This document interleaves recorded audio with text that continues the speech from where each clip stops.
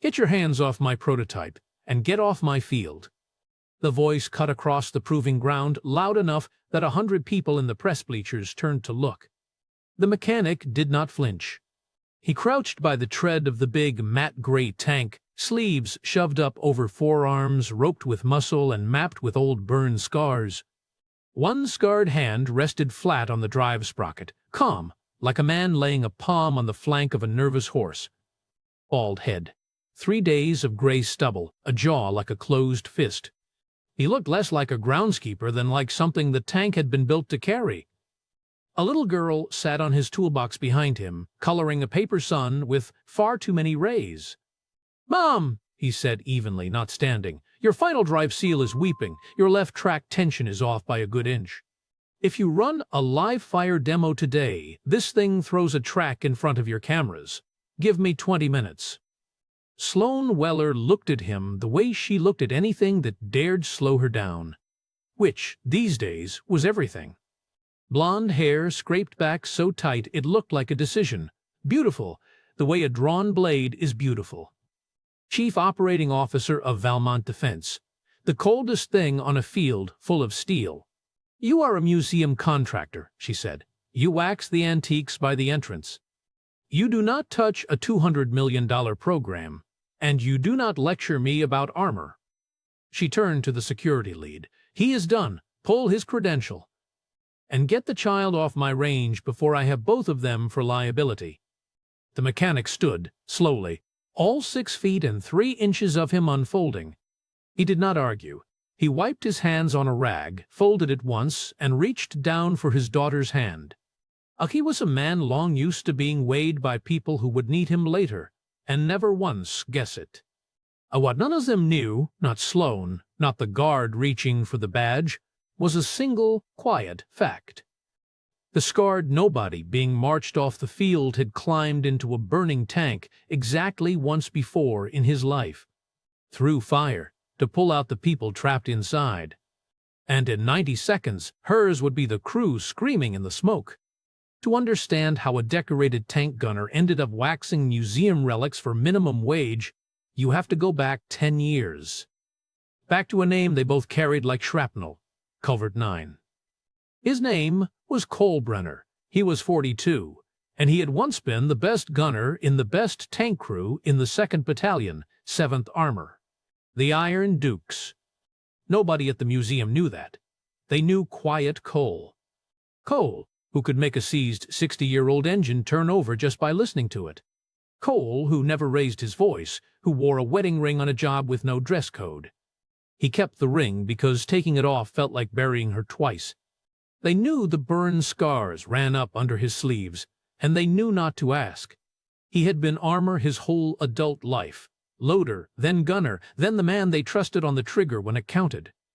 He could put a round through a target the size of a door at 2,000 meters. And he could pull a 200-pound crewman through a hatch built for someone half that size. He had been very good at a job. The world only remembers when it goes wrong. And then Culvert 9 went wrong. 2 years after Culvert 9, his wife Maggie got sick. He watched the strongest person he knew grow small over 11 months. Until their daughter Ruby learned to fall asleep only with his hand flat on her back. Because the world had already proven it could take a mother while you were not looking. Maggie made him promise 2 things at the end. Stop climbing into things that burn, and stay with Ruby. So Kolbrenner hung up the uniform and the medals and took the smallest, quietest job he could find. Restoring dead tanks at a heritage museum, 40 minutes from Ruby's school. Because it meant he was home for breakfast every single morning. Dead tanks do not cook off. Dead tanks do not scream. He was not hiding out of shame exactly. He was hiding because the man who could do what he had done at Culvert 9 had watched 3 friends burn while he lived. And he had decided the safest thing he could give the world was to stay small and grease-stained and close to the one small person who still needed him. He did not want to climb into the fire again. He knew, better than anyone alive, what it cost. Sloan Weller had a rule she never said aloud. She trusted no one. Because the last time she trusted the system, it took her crew and then blamed her for their ashes. 10 years ago, she had been Captain Sloan Weller, the youngest tank company commander in the brigade. A rising name. Then came a firefight at a river crossing the maps called Culvert 9. Her tank took a hit, and the ammunition compartment behind the crew, the one with the blast door engineered to vent an explosion up and away from the men, did the opposite. It failed. It funneled the fire in. 3 of her 4 crew died in seconds. She dragged the 4th out through the flames herself. And then the Board of Inquiry, hunting for something cheaper than the truth, found her. The official finding was a masterpiece of quiet cruelty. It praised the crew's valor, and it buried, in a subclause, 6 words that ate her alive for a decade. Commander's decision to hold contributed to losses. They never quite said she had cooked her own men. They did not have to. The armor community read between the lines and decided a hotshot young captain had held position too long and burned 3 soldiers for a medal. Her career ended in a room with no windows. Her name became a warning. So Sloan did the only thing left to a woman who knew the blast door had failed and could never prove it. She climbed into the machine that destroyed her. She clawed her way into Valmont Defense, the company that built the tank, that built the blast door, that had every reason to keep Culvert 9 buried. And she rose, cold and relentless, into the executive floor.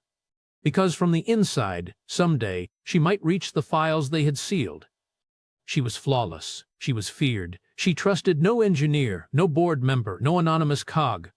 Because a cog had funneled fire into her crew compartment, and a boardroom had called it her fault.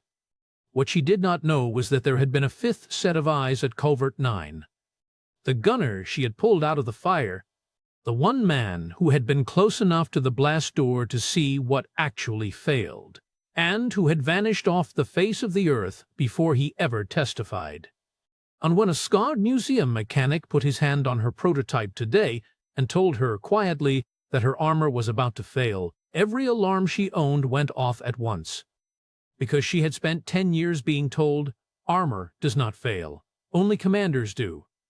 They did not get marched off the field right away. The security lead had to find someone to sign the credential pull, and a 7-year-old had questions. Ruby had wandered 3 steps toward the great gray tank, staring up at it, then back at her father's arm where the sleeve had ridden up. "The names are showing, Daddy," she said.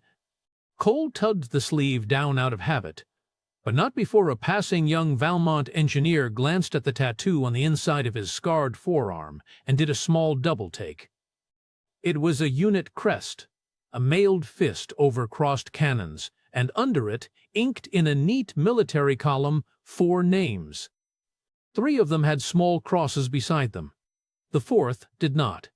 "Tell me the names again," Ruby said, the way she asked for a bedtime story. "Not here, Rubies. You said you carry them so they are never alone."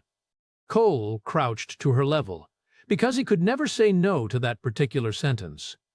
"I see Mander Ryan said that Brach wants down the column of names. That is right," he said quietly. "Tankers have a rule, baby. When it is burning, you get everybody out you can, and you carry the ones you cannot. Nobody burns alone," Ruby finished, solemn, 6 going on 7. "Nobody burns alone," Cole said. And he stood and pulled the sleeve down over the 4th name, the one with no cross beside it. Because that soldier had not died. He had just stopped being a person who could say the names out loud. Across the field, a klaxon sounded. The demo was starting. Sloan Weller took her place at the rail above the grandstand. 200 people, press and families and schoolchildren on a field trip. They watched a matte gray tank with a weeping final drive seal rumble out onto the range. Up on the executive platform, Harlan Voss put a warm hand on Sloane's shoulder and told her to smile for the cameras. Voss was Valmont's vice president of programs, silver-haired, expensive. The man who had run the armor division for 15 years, which meant he was the man who had signed off on the blast door a decade ago, and the man who had, very quietly, made Culvert 9 go away. He did not know Sloane had spent 3 years assembling what she had assembled. He thought she was a trophy he had hired to launder the company's image. Look, we gave the disgraced captain a second chance. He had no idea she had taken the job to bury him. Big day, Voss said. New blast door revision goes to the Pentagon Monday. Let us not have any surprises. Sloane said nothing. She was watching the tank on the range and thinking about a scarred mechanic's flat, certain voice. Your track tension is off. This thing throws a track. She was thinking that in 10 years of executives telling her armor never fails, that man was the first person who had said the opposite like he had seen it. On the range, the tank fired its first demonstration round downrange. The crowd applauded. And then it fired its second. And something behind the crew compartment made a sound Sloane Weller had heard exactly once before in her life. A sound she heard in her sleep. A deep metallic whump like the world clearing its throat. The same sound Culvert 9 had made. The blast door failed. The new, revised blast door, the one going to the Pentagon on Monday. It failed exactly the way the old one had. The ammunition cooked off, and instead of venting up and away, the fire funneled forward, into the hull, into the 3-person crew. A 60-ton machine became a furnace on treads with living men inside it. And it was rolling, because a dying driver's foot was still on the pedal. Rolling in a slow, unstoppable arc toward the grandstand full of children. The field came apart in screaming. Security ran the wrong way. Away. The demo crew froze. Harlan Voss's first instinct, God help him, was to shout at someone to get the cameras off. And Sloane Weller stood at the rail with her hands white on the steel. 19 years old again inside, watching fire take a crew she could not reach. Because there is nothing a person on a platform can do about a burning tank. Except one man was already running toward it. Toward it? Kolbrenner had put Ruby into the arms of a museum colleague the instant he heard the whump. Do not move. Do not follow. Daddy is coming back. His body knew that sound before his mind did. And now he was sprinting across open ground at a burning 60-ton machine that everyone else was fleeing, shrugging out of his coveralls to the waist as he ran, the burn scars on his arms catching the light. He hit the moving tank the way you board a moving train, timing, not strength. He caught a tow hook, hauled himself up onto the fender through the heat shimmer, and went hand over hand toward the commander's hatch. Across armor hot enough to blister his palms. He did not slow down. He had done this exact climb once before, in a worse place, and his hands remembered the geometry even as they cooked. The hatch was jammed, warped by the heat. Cole braced both boots and got a crowbar-thick tanker's bar out of his belt. The one tool a museum man always carries.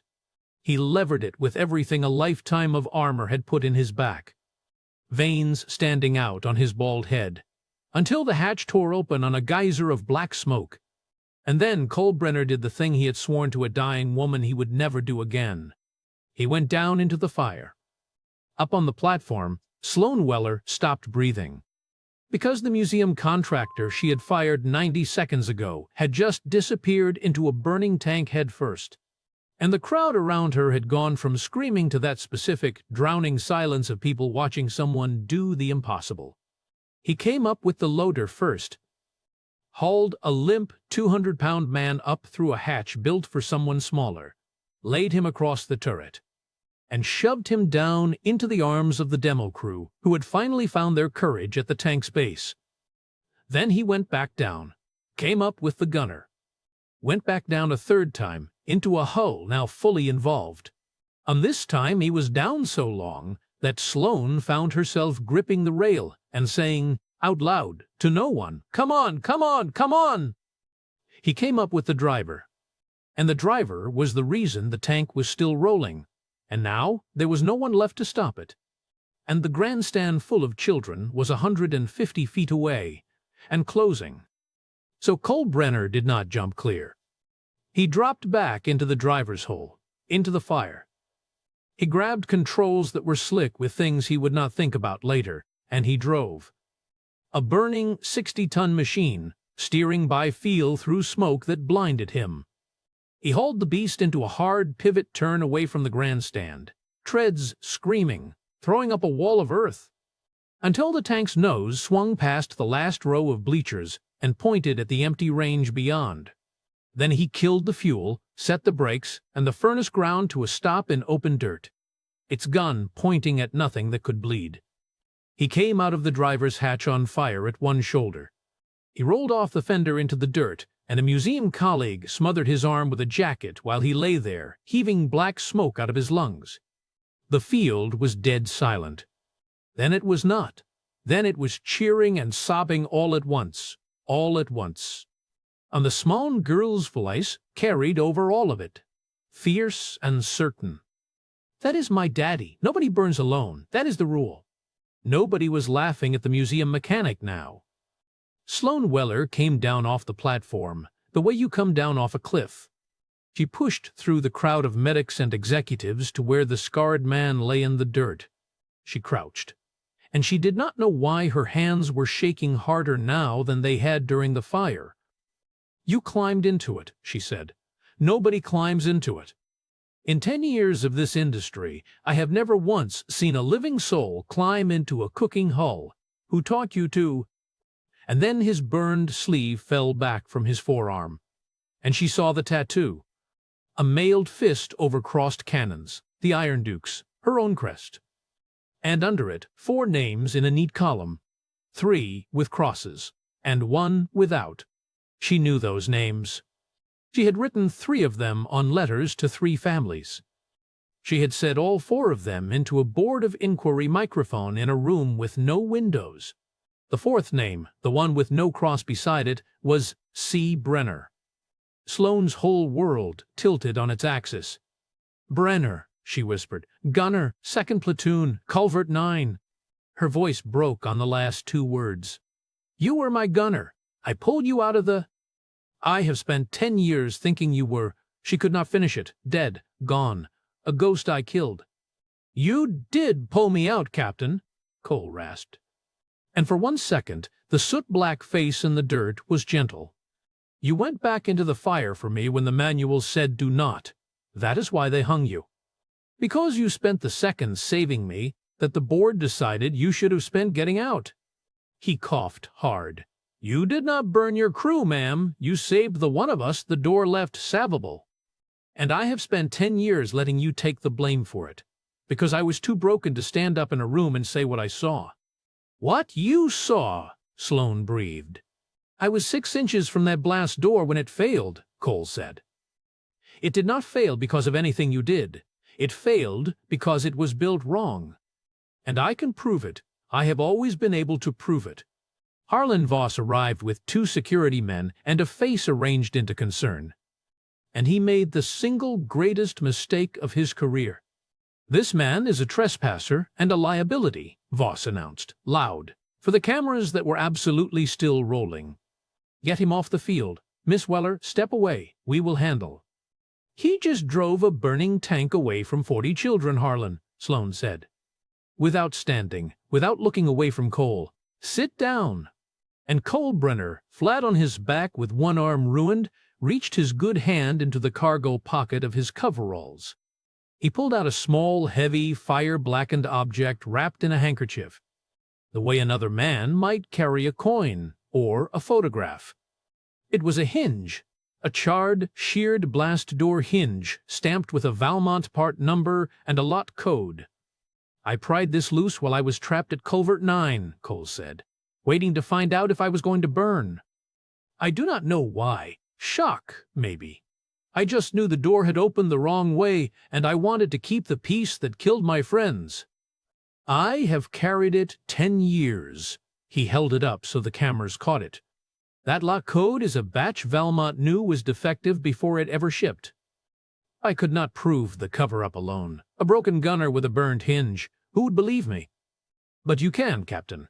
Because today, in front of 200 people and every camera in the state, the new, revised door just failed exactly the same way. And I will bet my life it is the same lot logic Voss signed off on to save a recall. Sloan Weller stood up slowly, the charred hinge in her hand. She turned to Harlan Voss, and 10 years of ice finally cracked into something molten.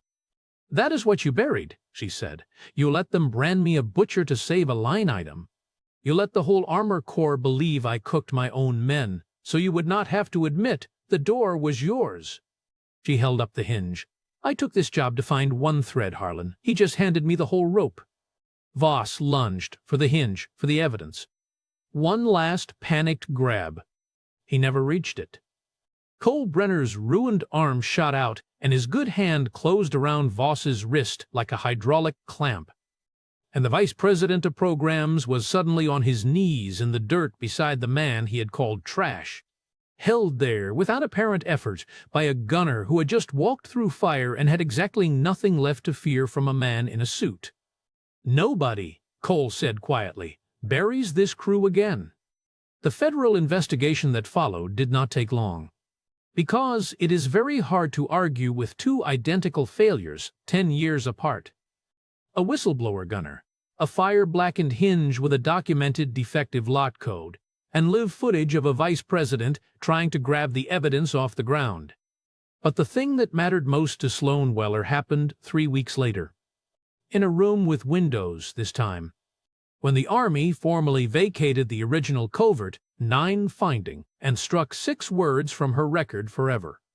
Commander's decision to hold contributed to losses, gone. Replaced with the truth. The blast door failed. The captain went back into the fire for her surviving crewmen. She had done everything right. And the machine and the men who built it had done everything wrong. And for 10 years the wrong people had carried the shame. When they told her, Sloan did not cry in the room. She waited until she was in the parking lot, alone. And then she sat in her car and came apart for 10 years all at once. And then she drove to a small house 40 minutes from a museum. And she knocked on the door of the man who had handed her back her name. Cole Brenner opened it with his arm in a burned dressing, a dish towel over his shoulder, and a 7-year-old peering around his hip. And Sloan Weller, Chief Operating Officer, Ice Queen, the most controlled woman in the defense industry, did not have a single prepared word. "You let them hate you," she finally said, "for 10 years, to protect a company that destroyed you." "Why?" "Same reason you climbed into Valmont," Cole said. "We both went down into the fire that hurt us, because we could not stand to leave the truth in there alone." He stepped back to let her in. "Turns out grief just wears different uniforms. Yours looked like a corner office. Mine looks like a mop in a museum. Same funeral, though." Ruby decided she liked the blonde lady. Mostly because the blonde lady knew the names on Daddy's arm without being told, and said them out loud. All 4. The way Ruby did. Here is the lesson, and it deserves to be said without decoration. We are taught that power protects us. The title, the platform, the authority to fire the small people beneath us. Sloan Weller had all of it. And it did not put out the fire. It did not pull the crew from the hull, and it did not, for 10 years, clear her own name. What did all 3 was a man everyone had decided was nothing. A bald mechanic waxing museum relics, who had once been strong in the way the world most respects, and had walked away from it to make breakfast for a little girl. The strongest person on that field was not the one on the platform giving orders. It was the one in the dirt who ran toward the thing everyone else ran from, and then asked for no credit at all. And the laziest cruelty we practice is looking at the scarred, quiet person cleaning up after us and deciding they have nothing left to offer. Right up until the moment they are the only one who does. Sloan had spent 10 years believing she had failed her crew. It took a second fire, and a witness who had carried the proof in his pocket like a wound, to teach her the truth she had needed the whole time. She never left anyone to burn. She was the rule. Nobody burns alone. Valmont Defense did not survive the year in its old form, and good riddance. But the reforms that rose out of the wreckage carried a name Sloan insisted on. The blast door safety standard the whole industry adopted was filed in federal record as the Covert 9 standard. And beneath the dry engineering language, on the memorial plaque at the new testing facility, were 4 names. 3 with crosses, and 1 without, because that soldier was still very much alive, and had finally let himself be counted among the living. Cole did not take the consulting money Sloane's lawyers offered either. He took a daytime job restoring the museum's tanks, with a hard rule in writing. Home for breakfast, every morning, no exceptions. He had learned what it costs the people who wait, when a man keeps climbing into things that burn. And he was done making Ruby wait for anything. But on a Sunday in spring, in a backyard where the moon was already up in the daytime sky, Sloane Weller stood beside a scarred man at a grill. Not in front of him, not behind him, beside him. And for a long while, neither of them said anything at all. "You still carry them?" she finally asked. "The names?" Cole turned his forearm over, where the 4 names sat healing pink at the edges from the new burn. "Every day," he said, "but it is lighter now. For 10 years I carried them like a man carrying bodies out of a fire." He looked at her. "Now I carry them like a man who finally got to tell the truth about how brave their captain was." Across the yard, Ruby shrieked with laughter, running with her arms out, a paper sun clutched in one fist. "Watch me! Nobody gets left behind! Nobody burns alone!" "Copy that, Rubies," Cole called, and his voice caught. "Nobody burns alone." On Sloane Weller, who had spent 10 years branded for a fire she had fought with her bare hands, and been handed back her honor by a man everyone else had thrown away, stood beside the quiet giant in the ordinary sun. 4 names on his arm. A little girl in the grass. And for the first time in a decade, she let herself simply belong somewhere that no one could take from her.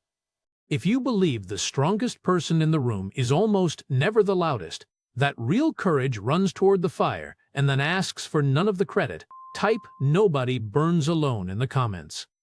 If Cole's rule, "you carry the ones you cannot save," landed somewhere in your chest, hit that like so more people hear it. And subscribe, because the next story is about a snowbound mechanic everyone treated like hired help at a billionaire's mountain lodge. Until the avalanche came down, the roads closed, and the only person who knew how to keep 12 strangers alive was the man they had made sleep in the garage.